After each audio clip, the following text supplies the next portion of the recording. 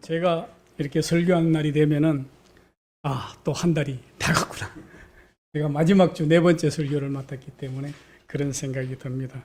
그런데 문제는 제가 이렇게 또 나이가 들면서 보니까 설교하는 날이 굉장히 빨리 오는 것 같아요. 그 말은 한 달이 너무 빨리 가는 것 같습니다. 벌써 9월이고 다음 달이면 10월이고 추석이 지나면은 또 연휴 이렇게 하면은 10월 달도 금방 갈 것 같아요. 개인적으로는 또 10월 달 우리 손연아 성도님 오늘 못 찾아서 헤맸던 교통카드, 공짜 카드를 또 받는 날입니다. 나한테는 그런 날이 안 오리라고 저는 믿었거든요. 세월이 그렇게 빨리 후딱 지나가는 것 같아요. 그래서 오늘은 우리가 같이 말씀을 제목을 나눌 것은 굉장히 정말 이 말씀을 읽을 때마다 막 힘이 나고 이런 말씀입니다. 베드로가 막 3,000명씩을 회개시키고 성도들이 서로 모여서 교제에 떡을 떼고 니꺼내 것이 막 아까운 것이 정말 믿음의 최고조로는 그런 초대교회 모습. 여러분, 우리 백석신대원 동기들 4명이서 3년 전 이 교회를 시작할 때 목표가 뭐였는지 압니까? 초대교회를 우리 한번 만들어 보자. 정말 세상과 다른 교회를 한번 만들어 보자고 이 교회를 설립하게 되었던 것입니다. 그래서 3년 전에 그 마음을 다시 한번 오늘 딱 다지자 해서 제가 이 말씀을 준비를 했습니다. 예수님은 하나님께서 받은 말씀을 가르친다고 했어요. 예수님의 사역이 있잖아요. 병 고치고 가르치고 전하고 이러한 3대 사역을 하셨는데 예수님의 말씀을 항상 들어보면은 요한복음 12장 49절에 말씀하시기를 내가 자의적 내 스스로 하는 게 아니요 나를 보내신 아버지께서 내가 말한 것과 이럴 것을 친히 말씀하여 주셨다. 이렇게 얘기를 하셨어요. 그 다음에 또 요한복음 12장 50절에 보면은 내가 이러는 것은 내 아버지께서 말씀하신 그대로다. 즉 예수님의 말씀이 하나님의 말씀이라는 거예요. 또 요한복음 17장 8절에 보면은 그 말씀은 하나님 나라의 복음 곧 하나님의 도라고 얘기를 했습니다. 이처럼 또 히브리서에도 있습니다. 성경은 예수님을 가르쳐 믿는 도리의 사도다. 이렇게 얘기를 했습니다. 여러분, 오늘 우리가 이 본문 말씀처럼 오순절 날에 제자들이 성령을 충만하게 받고 이제 이 예루살렘 초대교회가 세워졌습니다. 우리는 이 교회를 예루살렘 교회 또는 초대교회다 이렇게 말을 합니다. 그래서 오늘날 우리가 초대교회로 돌아가자 이런 말은 그때 그 본질로 돌아가자 이런 얘기입니다. 그래서 오늘은 좀 전에 말씀드린 것처럼 초대교회의 모형을 한번 우리가 알아보자. 오순절 성령을 통해 이 땅에 최초로 세워진 초대교회를 오늘 한번 돌아보기로 하겠습니다. 첫 번째로 초대교회의 특징이 뭐냐면은 균형이 아주 잘 잡혀져 있었습니다. 사도행전 2장 42절 47절 말씀은 성령 충만히 받은 사도들로 초대교회가 어떻게 세워지고 나타나는 초대교회의 모습을 우리가 잘 알 수가 있습니다. 42절에 보면은 초대교회는 먼저 이 사도들의 가르침을 받았습니다. 그리고 42절에 보면은 서로 교제하면서 떡을 떼었습니다. 음식을 나누었습니다. 그 다음에 또 보면은 기도하기를 힘썼습니다. 또 중요한 것은 사도들로 인하여 기사와 표적이 막 생기고 그리고 또한 또 은혜가 충만하다 보니까 니께 게 없어진 거예요.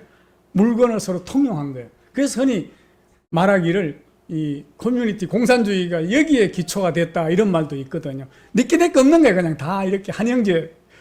그리고 중요한 건 45절에 보면 재산과 소유를 팔아다 다 구제를 한 거예요. 그러니까 어려운 사람이 없는 거예요. 니께 내 것 없이 다 나눴으니까. 그 다음에 제일 중요한 거죠. 하나님을 찬미하고 구원받는 자가 많아졌다고 했습니다. 정말로 이 초대교회의 모형은 환상적이었습니다. 여러분, 저는 우리 아름다운 세연교회가 이러한 교회가 되기를 원합니다. 아멘. 초대교회를 보면은 철저하면서도 굉장히 독선적이지가 않았어요. 누구 하나 다 사도들이 다 의견을 모았고 그리고 뜨거움과 열정이 넘쳤지만 광신적이지 않았어요. 어떻게 보면 막 나누고 니꺼대고 굉장히 광신적일 수도 있는데 그러지는 않았고, 그리고 가족적이었고 품위가 있었고 질서가 있었고 자유로움. 정말 초대교회 모형은 천국의 모형이라고 하셨어요. 그리고 신선하면서도 서로서로를 감싸는 포근함이 있었고, 그렇기 때문에 행복이 있었고 비전이 있었고 생명력이 넘치는 교회였습니다. 내 중심이 아니라 바로 그것은 하나님이 중심이 되는 교회였습니다. 그래서 더불어 이웃과 나누며 살았고, 그럼에도 불구하고 교육과 훈련도 철저했던 균형이 딱 잡힌 교회가 바로 초대교회의 모델인 것입니다. 우리도 이렇게 균형이 잡힌 신앙을 지향해 나가기를 축복합니다. 여러분, 모든 사물의 원리는 이렇게 균형과 조화가 이루어지는 것입니다. 옛날에 우리나라 국회는 싸우더라도 서로 마지노선이 있었어요. 지킬 건 지키고, 막 싸우고 화장실에 가면 서로 너무 그러지 마라, 미안해, 지역구에서 보고 있잖아, 이러면서 내가 직접 목격했거든요. 중계하러 나가서. 그런 낭만이 있었는데 지금은 어때요? 사생결단입니다. 여러분, 이렇게 균형과 이런 게 다 사라졌어요. 조화가. 여러분, 균형이라는 것은 정말 중요합니다. 여러분, 건축할 때는 다림줄이 있습니다. 성경에 다림줄이 굉장히 나와요. 여러분, 다림줄이 뭔가 알죠? 요래 삼각형 추 요렇게 해가지고 딱 뜯으면 요놈이 세운 게 틀어졌나 한다, 요걸 보고 해서 똑바로 세우거든요. 이 다림줄이 바로 성경이라고 얘기를 해요. 우리 믿음의 균형을 탁 찾는 게 성경이다. 성경에 돌아보고 가서 아니다 하면 이게 다림줄이 틀어져. 여러분 신앙생활의 균형을 잡아주는 기준이 성경입니다. 성경을 많이 묵상하는 우리 성도들이 되시기를 축원합니다. 여러분, 자동차엔 바퀴가 4개가 있어야지 잘 굴러갑니다. 그 중에 하나만 찍어줘도 당장 서죠. 제가 그 커피숍에 일산에 들어가다가, 여러분 조심하시오. 저는 2번이나 경험했는데, 이렇게 뭐랍니까, 경계석 있잖아요. 예, 턱. 그거 바퀴 옆에 조금만 하면은 폭 찢어집니다. 예. 그래서 폭 찢어지면 어떻게 돼요? 픽 하면서 바로 주저앉습니다. 운행 못 합니다.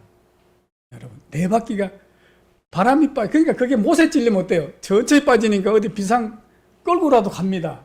빨리 가가지고 충분히 한 10km, 20km 하기 때문에 타이어를 찾아 하는데, 이 경계석이 찢어지면 그 자리에서 폭 주저앉거든요. 바로 레카를 불러야 돼요. 이와 같이 4바퀴가 있어야 잘 굴러가는 거예요. 여러분, 새도 2날개가 있어요. 요새 2날개 운동 뭐 이것도 있는데 2날개가 있어요. 자전거는 2바퀴, 그래서 1바퀴도 있어요. 1바퀴가 있는데 그 1바퀴가 균형 잡는 거예요. 그거는 사람이 잡는 거예요. 몸으로 이렇게. 이게 균형을 바로 잡는 게 필요하거든요. 여러분, 제가 TV에 보니까 큰 다리 위를 막 건너가는 사람이 있어요. 근데 그분 반드시 뭐가 있어요? 막대기를 잡고 이 추를. 우리나라는 유일하게 그 줄 타는 뭡니까, 그 광대들이, 예, 그 광대들 줄 타는데 없는 것 같지만 있습니다. 뭐가 있어요? 양손이 있습니다. 요걸로 잡습니다. 이게 없이 이렇게 천없어도 아무리 못 하거든요. 이걸로 잡아주거든요. 부채를 들고 춤추는 척하면서 요걸로 균형을 잡거든요.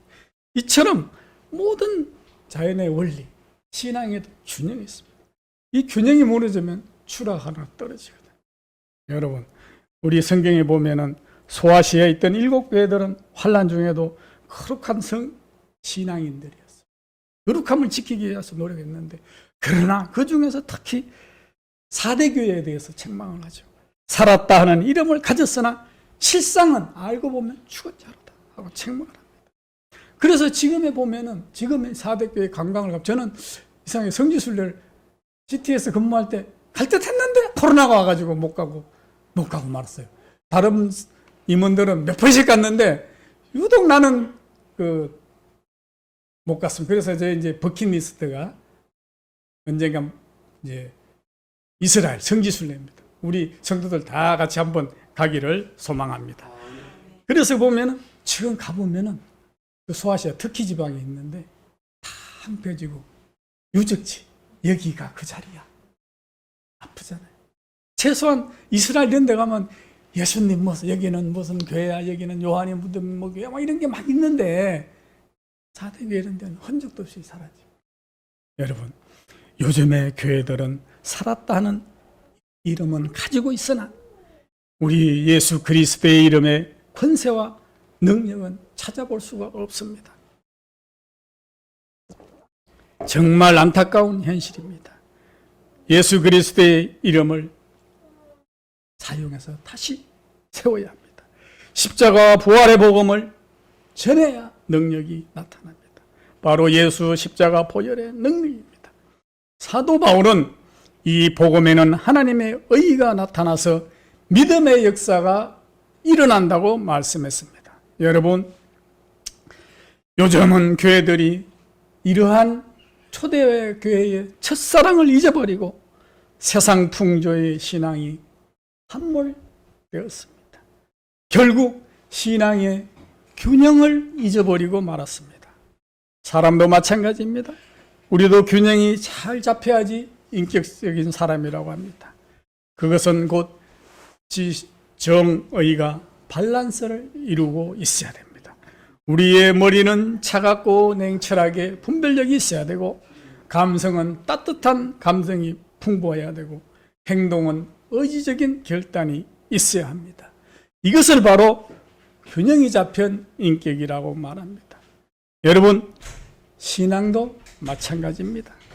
우리가 성경 지식만 많이 알고 기도를 하지 않으면 어쩌면 우리는 바리새인과 같은 교인이 되고 맙니다.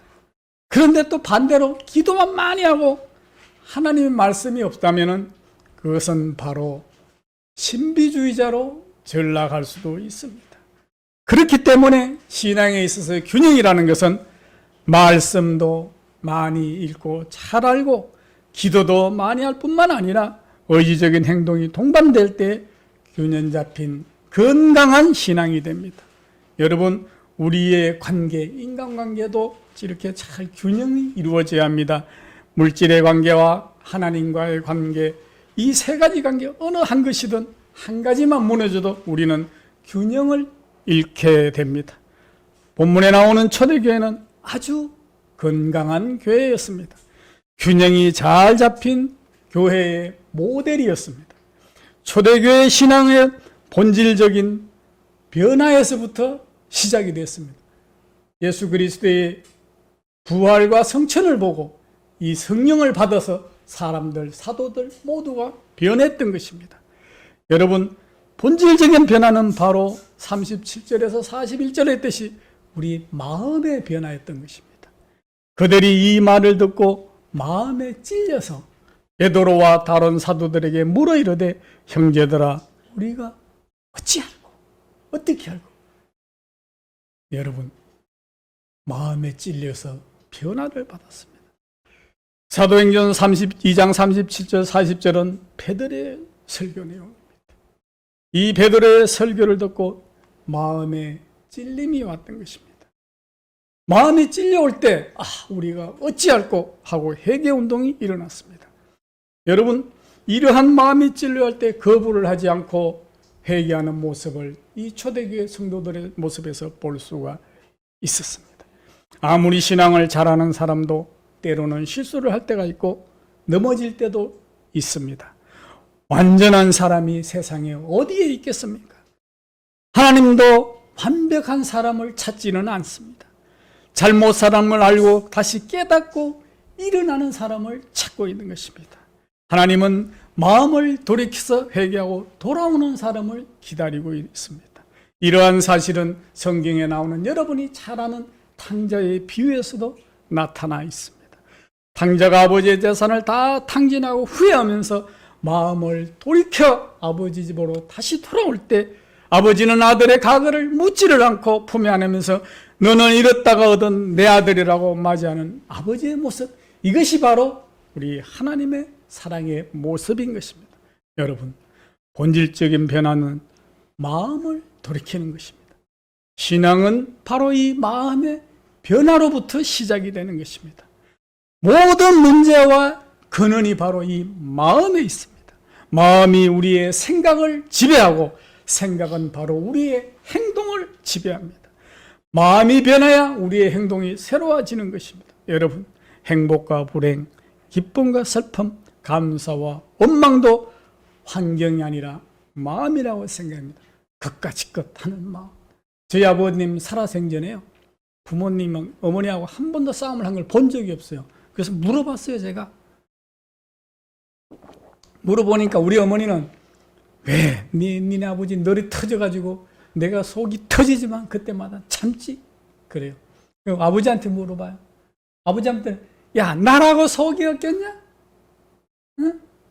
그냥 그러려니 하는 거야. 근데 보면 느낀 게 있어요. 어머니가 그릇을 깨면요, 아버지는 꼭 한마디 하세요. 괜찮다, 그릇 장사도 먹고 살아야지. 꼭 그런 말씀을 해주세요. 무슨 실수를 해도 괜찮아, 그 사람도 살아야지. 여러분, 이러한 마음들이 우리의 생각을 지배하고 이 생각이 행동을 지배하고.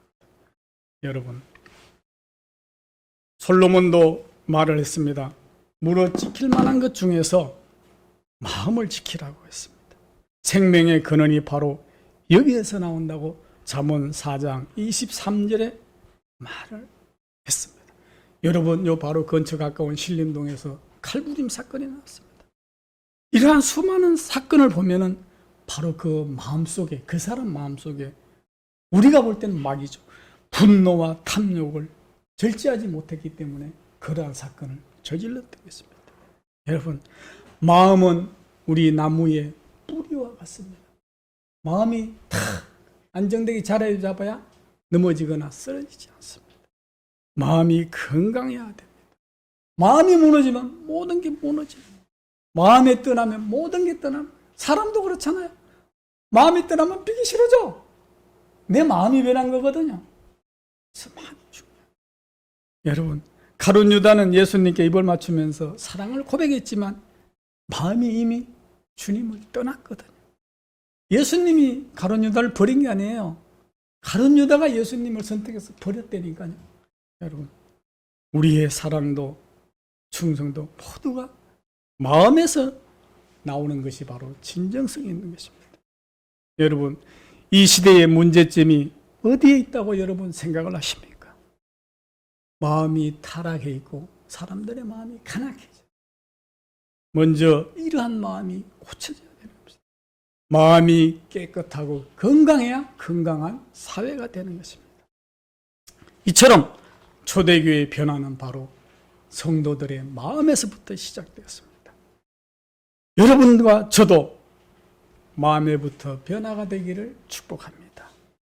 그리고 초대교회는 회개를 통한 성령의 운동이었습니다.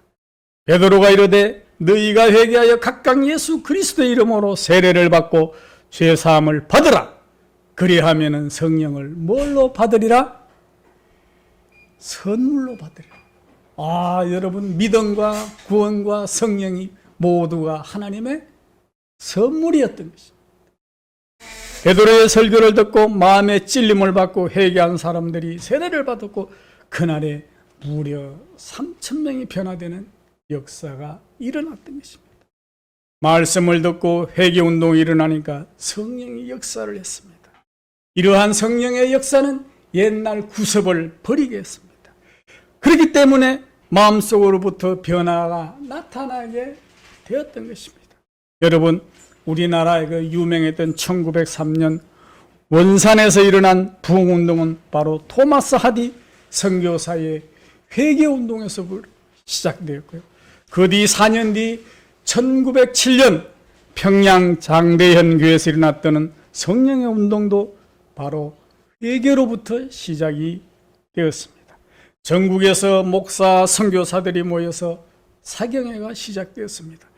그들이 일주일 동안 말씀을 전하면서 사경회를 하고 기도를 하는 도중에 바로 그러한 회개운동이 일어나기 시작했습니다.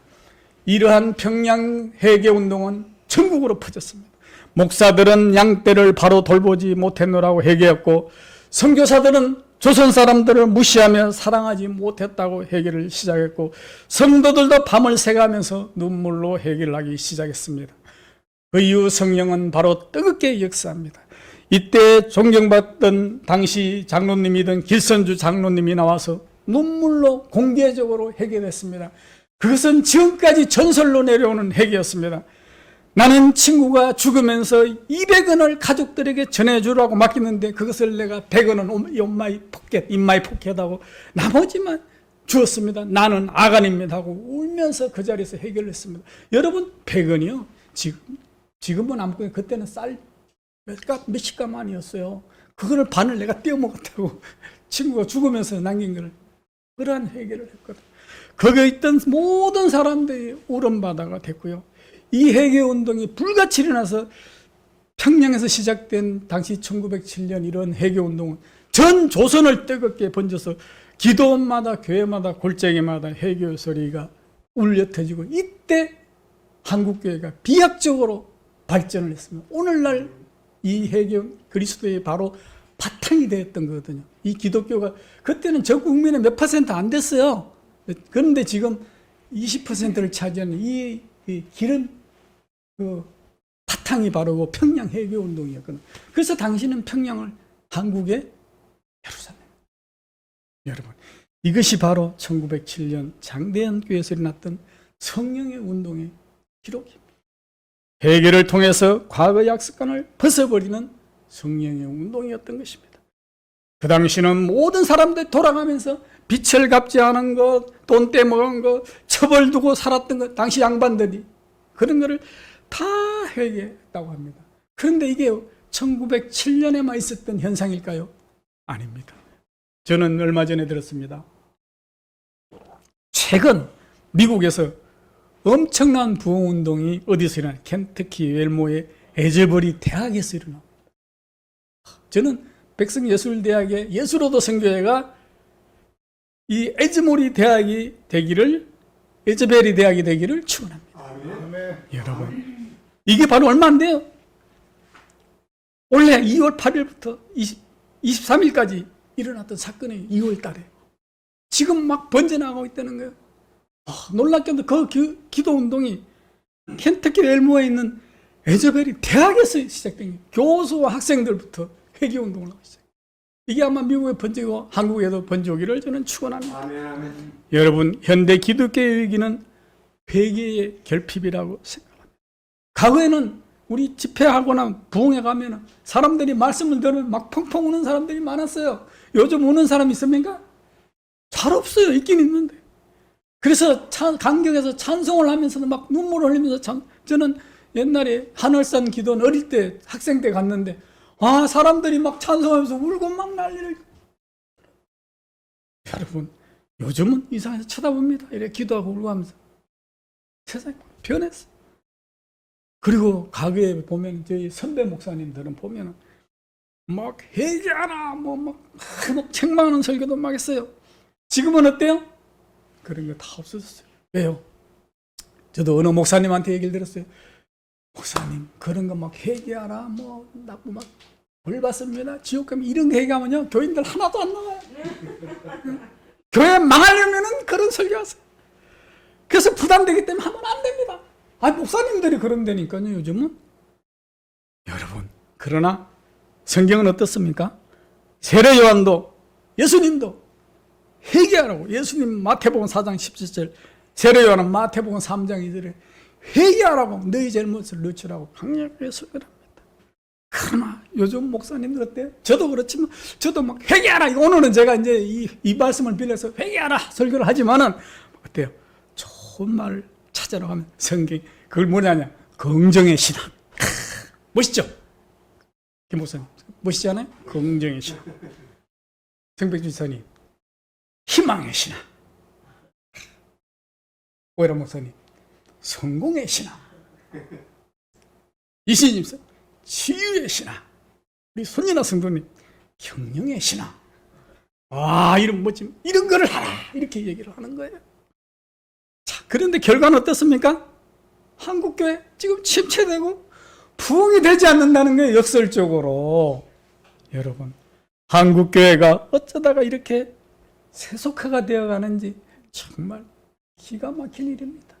우리는 비록 적은 무리지만은 바른 말을 하고, 우리 성경 공부하잖아. 바른 말씀을 바르게 살기 위해서 노력. 여러분, 지금 우리 한국교회는 수술을 해야 되는 환자를 눕혀놓고 수술은 안 하고 자꾸 진통제하고 안 아픈 마약 주사만 주고 있는 거 아닌지 고민을 해볼 때라고 저는 생각을 합니다. 여러분, 유명한 스펄전 목사는 목사의 설교가 뭐냐? 이거는 바로 죄를 탁 지적해서 떨어뜨리는 화살이 되어야 된다고 했습니다.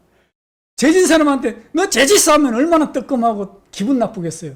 그러나 목사는 그것을 반드시 해야만 한다고 스펄전 목사, 내 얘기가 아니고 스펄전 목사가 꼭 바로 화살이 되어야 된다고 그랬거든요. 근데 지금 목사님들 안 해요. 긍정의 신앙, 치유의 신앙, 성공의 신앙. 왜?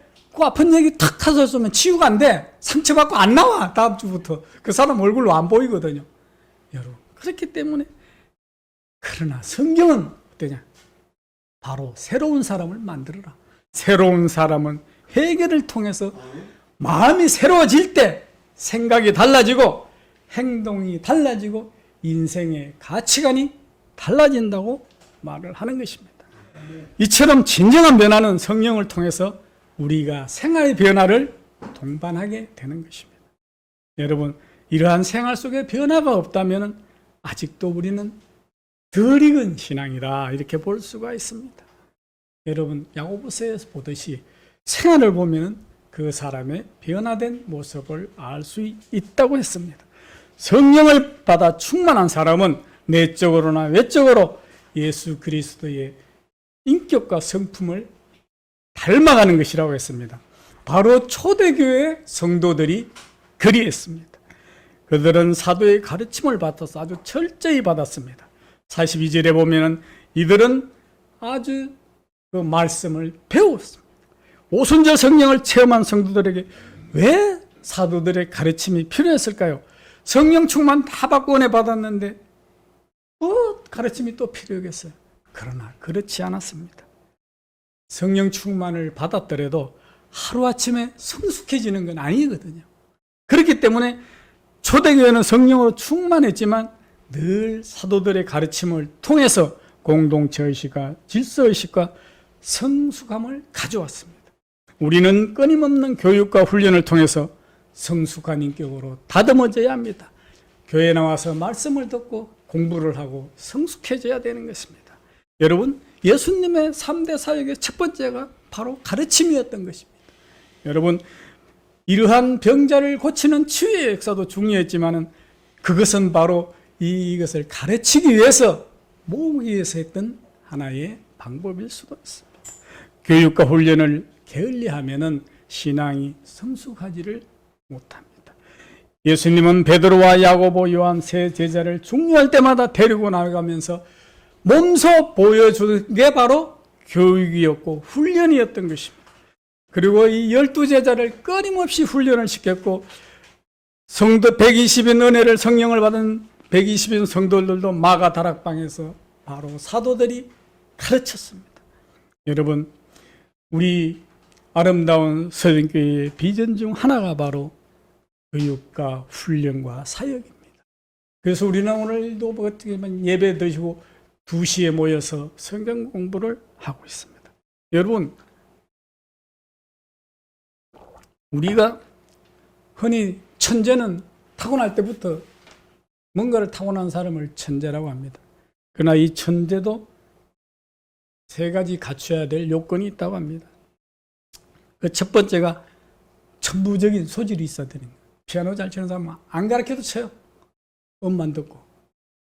우리 이채석 성도님 그냥 듣고 그냥 노래를 잘 부르잖아요. 타고나는 거예요. 우리 같은 사람은 악보를 줘도 이거 막 솔가라 뭐 헷갈리고 한참 도레미파 한참 피아노 듣고 해야지 외워서 하거든요. 타고난 사람은 청음이 좋은 사람은 바로 하는 거예요. 타고나요. 그 다음에 2번째로는 타고나고 나중에 가면 보통 사람인데요. 좋은 스승을 만나야 돼요. 천재를 가르칠 수 있는 좋은 스승을 만나야지 소질을 발휘합니다. 여러분, 그 다음에는 뭘 해야 돼요? 나 천재다 하고 있으면 사장 돼요. 계속 훈련을 해야 되는 거예요. 그래야지만 이 천재성을 죽을 때까지 이 세 가지가 있어야 돼요. 타고나야 되고, 선생이 있어야 되고, 스스로 훈련을 해야 되고, 이게 그래야 죽을 때까지 가거든요. 여러분, 요즘 한국에 보면은, 저도 이렇게 뭐 심심할 때 가끔씩 봅니다만, 골프 채널 보면 여자애들이 막 세계적으로 나가 선수가 되는 거예요. 아, 그런데 한국의 여자들이 골프를 잘하니까 어떻습니까? 요새 골프 치면 요만한 애들도 와도 시켜요. 조그만 거 골프채 사가지고. 그렇다고 걔가 나중에 천대가 될까요? 아니에요. 타고나는 거예요, 타고나는 거. 소질을 개발. 여러분, 우리는 그러한 천재들, 내가 막 애들을 가르쳐서 뭘 만들다 보다 하나님이 주신 재능이 뭘까, 저놈이? 예? 우리 김영배 교수는 어릴 때부터 손재주가 뛰어났어요. 초등학생이 장기하를 똑같이 파서 만들었다니까요. 그 한자하고 그거를. 진짜 구별이 안 될 정도로 장기하를 뭐 초등학생. 그 다음에 라디오가 나오면 소리 나는 거 신기하잖아요. 사람도 안 들었는데 소리가 나는 거. 열심히 분해해가지고 한번 조립하면 몇 개 남기도 했지만은 어쨌든 그러한 타고나는 재능이 있어요. 아니나 잘하니까 디자인과 교수가 되더라고요. 자기 소질을 살. 하나님이 어떠한 재능을 주는가를 찾아야 돼요. 우리 꼬마 예쁜 우리 이시진 집사님 손주가 오늘 교회 참석해서 큰 은혜를 받고 있는데, 자, 제 소질이 뭘까를 봐야 되는 거야. 내가 좋아한다고 내 걸 막, 요새 그렇잖아요. 목사님 집안엔 아들 목사 만들고, 의사 집안엔 의사 만들고. 여러분, 조국 교수가 왜 정계식 교수가 지금 감옥에 들어가 있을까요? 그냥 공부 잘하는 애들은 의대 잘 가는데 이걸 억지로 만드는 거예요. 막 상장 만들고. 왜 그렇게 본인도 감옥 자녀도 불행하게 만듭니까? 지가 좋아하는 삶을 살게 놔둬야지요. 하나님이 재능이 무언가를 발견해야 돼, 우리는. 성백주 지사님, 손녀딸 재능이 뭔가를 잘 옆에서 발견을 해주세요. 뭘 만들려고 아니라 재능, 하나님이 주신 재능을 찾는 게 중요하거든요. 여러분, 이처럼 이러한 것들이 교육을 통해서 이루어지는 거예요. 우리도 마찬가지예요. 성경 알아. 나 신학교 3년 나왔어요. 저는 공부를 못 해가지고요. 백석에 2년 4학기 다니고 편입을 했더니 그 백석에 가면 뭐 성경 쓰기 이런 게 있어. 학점 다 무효. 그런 거 없어요. 과목이 웨스트민스터에는. 세상에 난 죽으라 해가 학점을 따라갔는데 7학점을 싹 빼는 거예요. 다시 따라하고 다른 거. 그래서 한 학기 더 했어요. 그래서 저는 다른 사람은 3년 만에 마치는 신학 공부를 너무 공부를 잘해가지고 3년 반. 3년 반을 다닌 거예요. 그런데 이건 뭐냐면은 나는 그렇게 3년 반 다니고 신학 공부했으니까는 이제 목사 안수도 봐서 자격 땄으니까 뭐 성경 다 그게 그거지. 똑같은 말이야. 덮어놨어. 바른 목사가 될까요? 아, 내가 놀란 게 있어요. 사람이 없으면 뒷담하면 재밌잖아요. 우리 이채숙 선도님. 성경 무지무지해요. 지금 안 계셔서 그렇지. 저 바짝 긴장했다니까요. 나보다 성경을 더 많이 알아. 그거 어떻게 해야 돼요, 저는? 성경을? 한 번 봐서는 안 되잖아요. 10번 봐야지 설교를 되는 거예요. 헛소리 했다가는 목사님 그거 있잖아요. 그게 아닌데요? 이렇게 나온다니까요. 큰 교회잖아요. 큰 교회 가시면은 몇천 명 되잖아요. 앉아있는 성도들이요. 신학교 나온 사람들도 많고요. 박사들도 많아요. 인문학과 성도. 목사님 이거 잘못 헛소리 하다가는요. 바보 돼요. 공부 안 하면 안 됩니다.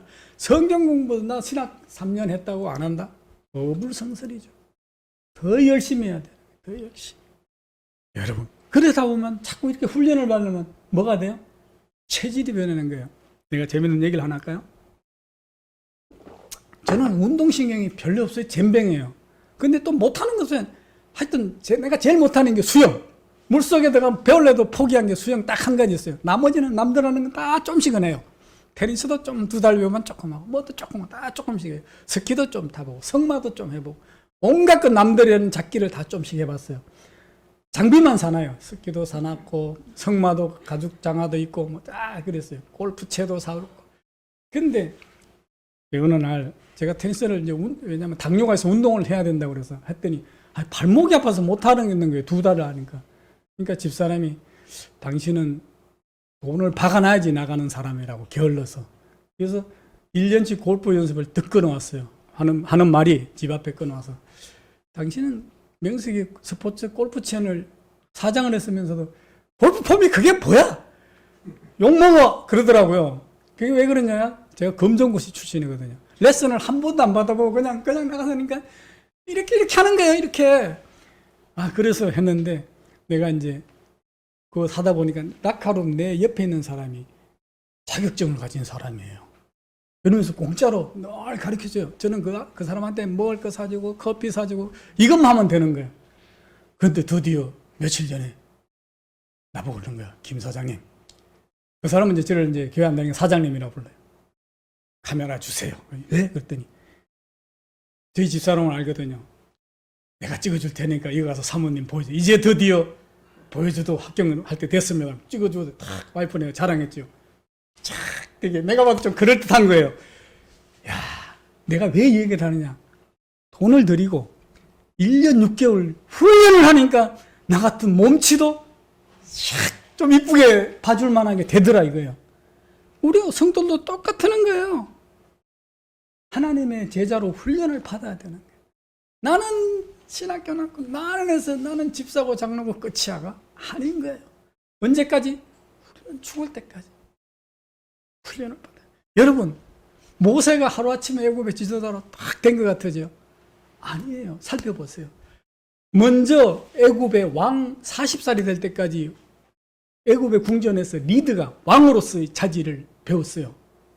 후계자였거든요. 경쟁자 중에 하나였거든요. 그 다음에 어디 갔어요?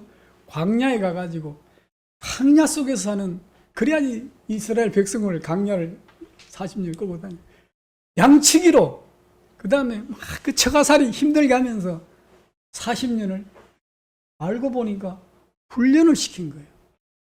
그 뒤에 80살에 드디어 탁 와서 백성을 끌고 갔잖아요. 그게 궁정과 그 사막에서 다 훈련받은 대로 해서 이끌어 나간 거예요, 여러분. 여러분, 우리 교회도 초대교회처럼 교육도 하고 훈련하는 일에 게으르지 않는 균형 잡힌 교회가 되기를 축복합니다. 아멘. 또 초대교회는 이웃과 더불어서 함께 했습니다. 성경 44절 오늘 45절에 보면은 믿는 자들이 다 함께 물건도 통용하고, 세상에 재산과 소유를 팔아 각 사람들이 나눠주고, 목사님 저도 이거는 못할 것 같아. 우리 집 팔아다가 여러분 막 못 나눠줄 것 같아. 여러분도 집 팔아서 나 갖다 줄 수 있어요? 못하잖아. 정말 힘든. 근데 이때 이 성령을 받고 하니까 했다니까요. 이것뿐만 아니에요. 여러분 커바디스나 이런 영화 보면은 네로가 왜 열받았어요? 세상에 이런 경기장에 놓고 사자로 막 공격해서 죽이게 하는데 크리스찬들이 어떻게 죽어갔나요? 하늘을 부르서 찬송을 부르고 기도하며 죽어갔잖아요. 아니 저것들 죽는데 내가 죽이는 노래를 불러? 다 죽여! 막 네로가 거기서 열받은 거예요. 그러나 이 죽는 사람들은 어떻게 됐어요? 그 당시 예수님의 부활을 직접 보거나 들은 사람들이거든요. 직접 들은 사람들이기 때문에 나도 예수님 같이 살아서 올라갈 수 있다 한 부활의 능 기꺼이 죽어갔던 거예요. 그걸 보고 네로는 더 열받고, 그래서 그 미천할 때 했잖아요. 저 예수쟁이들은 죽었던 도대체 이거 같다는 거야. 사자가 와서 막 물고 막 창으로 찔르는데도 찬송을 부르면서 죽어가다니. 내 감히, 그 당시 로마의 황제는 신이었어요. 신. 하나님이 했다니까, 황제 숭배했다니까요. 감히 나를 숭배 안 하고 예수라는 이걸 숭배해? 죄수였잖아요, 로마에. 그래서 더 미쳐날 때 있던 거예요. 자, 그게 뭐냐 하면은 내게 없을 정도, 목숨에 아까울 정도 서로 다 나눠 가졌다. 여러분, 그 결과가 어떻게 됐어요? 오늘 바로 제 제목처럼 구원받은 사람의 수를 날마다 더하게 하셨더라. 여러분, 오늘 이처럼 우리 교회도 오해란 목사님과 이시진 집사님이 우리를 먹여 살리기 위해서, 김밥을 사기 위해서 신림동 골목골목을 헤매다가 예배 시간 가까이 설교했더니 바로 들어왔단 말이에요. 왜 그랬을까요? 성도들 먹이려고. 사랑의 마음을 골목을 돈 거예요. 나누는 거. 우리가 함께 음식하는 거 쉬울 수도 있고 어려울 수도 있어요. 그냥 식당에서 사 먹어도 돼. 그렇지만 김영명 목사님 밀키트 사와서 막 된장 냄새, 청국장 냄새 교회 풍기면서 끓여요. 이런 것들이 서로 나눔이에요, 나눔. 그 나눔은 뭡니까? 정을 나누고 사랑을 나누는 거예요. 이런 걸로 봐서도 우리는 초대교회하고 똑같은 것 같아요.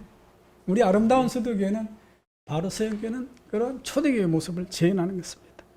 이것이 바로 균형 잡힌 초대교회, 서로 나누는. 지난주에는 우리 성백주 집사님이 포도하고 복숭아를 시골에서 저 허리도 이렇게 아프고 펴지도 못하는 사람이 저도 그걸 상상했어요. 저걸 또 낑낑대며 와가지고 또 이 신림동까지 또 옥수동에서 또 전철 타고 저 계단 올라서 왜? 여러분들 먹는 거 그거 보는 거 좋아서 그걸 저도 여러분 포포 아무것도 아닌 것 같아죠. 우리 이수영에 따봤죠. 막 모기 벌레 막 물리잖아요. 풀밭에서 가져오는 거예요. 나누려고. 이게 바로 사랑이죠. 뭐. 여러분 이처럼 새로운 배려였습니다. 여러분 우리가 그 영화 타이탄을 배워 보십시오. 배가 충돌해서 가라앉습니다. 그런데 어린이와 여자들을 먼저 내리고 그 악사들이 뭘 합니까? 연주하죠. 바이올린. 뭘 합니까? 네 줄을 가까이. 네 줄을 가까이 하려 하면 연주를 하면서 배는 가라앉죠. 이게 바로 진짜 고귀한 사랑 아니겠습니까? 여러분 죽음 앞에서까지 기꺼이 다른 살림을 살리고 죽어가는 숭고한 모습, 이게 바로 초대교회의 모습입니다. 이것이 바로 진정한 그리스도의 정신이었고 다른 사람을 위한 배려입니다. 초대교회 성도들이 그리했습니다. 바로 그들은 나눔의 삶을 살았던 것입니다.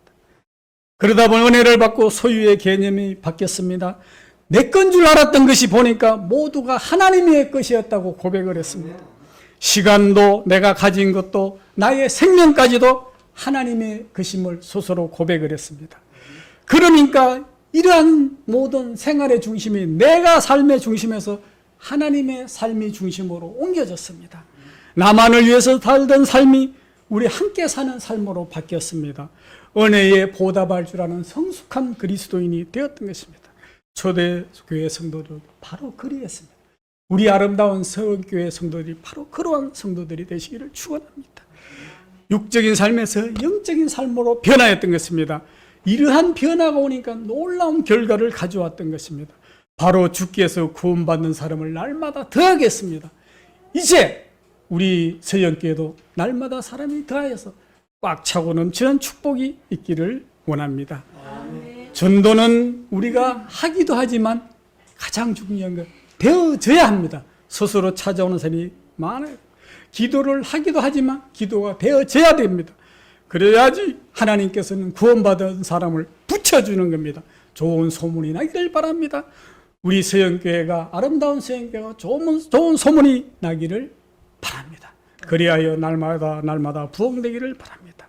여러분 사랑하는 성도 여러분, 초대교회는 균형이 잘 잡힌 성숙한 신앙의 모델이었습니다. 우리의 신앙도 건강하고 성숙해져야 됩니다. 이 사회도 우리나라 교회도 성숙해져야 됩니다. 신앙의 변화가 생활 속에서 균형 있게 나타나야 합니다.